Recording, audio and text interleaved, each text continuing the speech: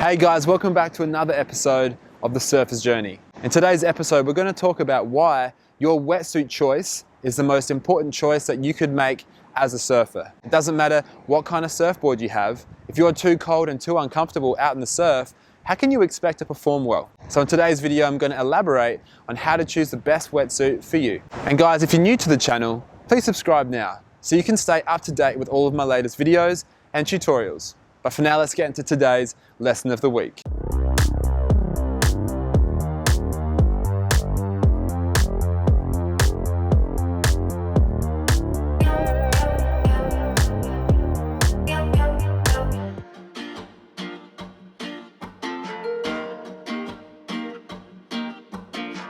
Alright guys, so I've just gotten down to the beach and it's just before sunrise.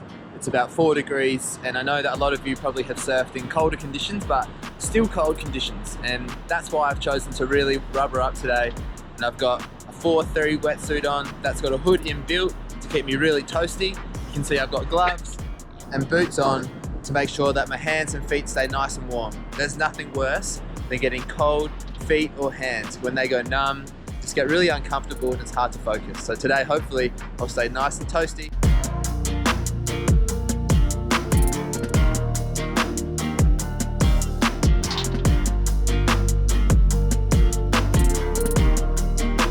That first duck dive into the cold water can sometimes take your breath away, and if I didn't have a hood on, I would have certainly got an ice cream headache duck dive after duck dive. And it's not necessarily that the water temperature is that cold, it's more about the wind and the air temperature being so cold. But by wearing a hood, I was able to avoid those ice cream headaches. And in fact, I often get too hot when I'm wearing my hood when I'm surfing. But I find that by wearing my hood at the start of my sessions when I haven't warmed up yet, that I'm able to avoid those ice cream headaches and be really comfortable.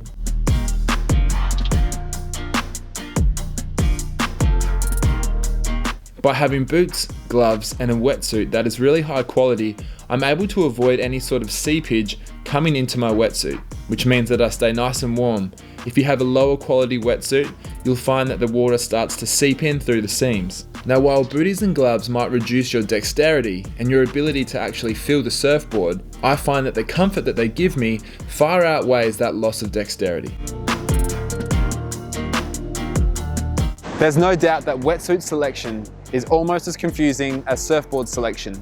There are so many different types of wetsuits out there, different materials, different designs. How do we know what's best for us? And with wetsuits ranging from a couple of hundred all the way up to 700 plus, why is there such a big difference? Does it matter if you actually buy that cheap wetsuit? Or do you really get $700 worth of performance from a top-end wetsuit?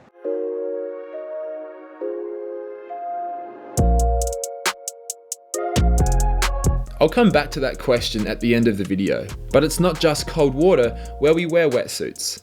Obviously, as the water temperature heats up, we can start to decrease the thickness of our wetsuits and also decrease the amount of wetsuit that we're wearing. For example, here I am surfing the east coast of Australia and it was quite warm, so I didn't need boots, I didn't need gloves, and I certainly didn't need a hood. So what I chose to wear was a springy. So I've got a short arm, short leg wetsuit. Now this wetsuit is only 2 millimeters thick, and this wetsuit was perfect for the conditions. Now, as the conditions got a little bit colder, all you need to do is add a little bit more wetsuit. So here, this is still a 2 mil thick wetsuit, but you can see I've got long legs now. This makes a big difference. You could also go long arm, short leg, or you could have a full length wetsuit that's only in 2 mil. We really are spoilt for choice when it comes to wetsuit selection. You just have to try a range of wetsuits that are appropriate for the conditions that you're surfing.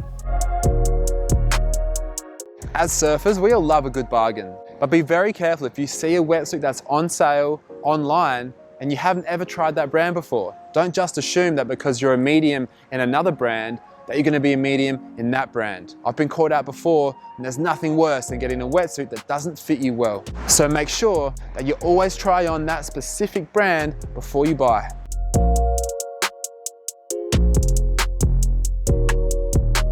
A I've spoken a lot about how good wetsuits are and how by having the right wetsuit in the right conditions will make a massive difference to your performance on the day. But I want to show you an example of what happens when you don't have the right wetsuit. You may have seen the video when I took my mate surfing for the first time. Well, that was a freezing cold winter's morning and he had a 4-3 wetsuit on, which was a thick enough wetsuit, but he didn't have booties and he didn't have gloves. And the result of this was that his feet went numb within about half an hour. And this affected his performance massively. He became uncomfortable, his movement started to slow, and because his feet were numb, he couldn't feel the surfboard anymore, which made it really hard for him to stand up and ride the waves. So while he had success in the early stages of that session, as time went on and he got colder, he became so uncomfortable that everything fell apart. Another thing to consider when you're thinking about what kind of wetsuit you should buy is how active you're going to be when you're surfing. Are you at a level where you can generate your own speed, where you can perform maneuvers? If you're at that level and you're staying busier out in the surf and you're paddling around a lot and are really active, then your body temperature is really going to help keep you warm. And you're really not going to need the same amount of wetsuit as a beginner surfer on the same day. They're going to be less active and their body temperature will probably stay a little bit lower. So they're going to need to have a thicker wetsuit with more accessories.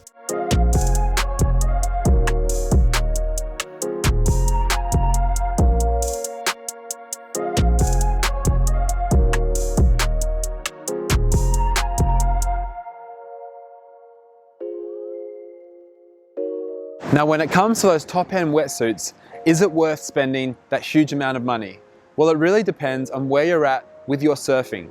If you're a beginner level surfer and all you need to do is pop up and go straight along a wave, well then buying the lower end wetsuit that's appropriate for the water temperature that you're surfing, well that's going to be fine. You don't need the flexibility that a top end suit is going to provide. If you're an intermediate to advanced level surfer, well then it's going to probably be worth spending that extra money because you certainly do get what you pay for when it comes to wetsuits.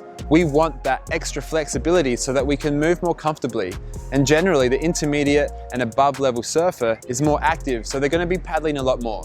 Therefore, they want that flexibility and mobility up in their upper body. They want that chest zip or even that zip free to give them that extra mobility up the top. In saying that though, if you're a beginner level surfer and you've got money to burn, then why wouldn't you go for that top end suit for maximum comfort? Guys, thanks for watching the video today. I hope that now you have a better understanding of how to choose the best wetsuit for you and you understand some considerations to make sure you get the right one. Remember to like the video and comment below to let me know what other videos you'd like to see. Thanks guys, I'll catch you in the water.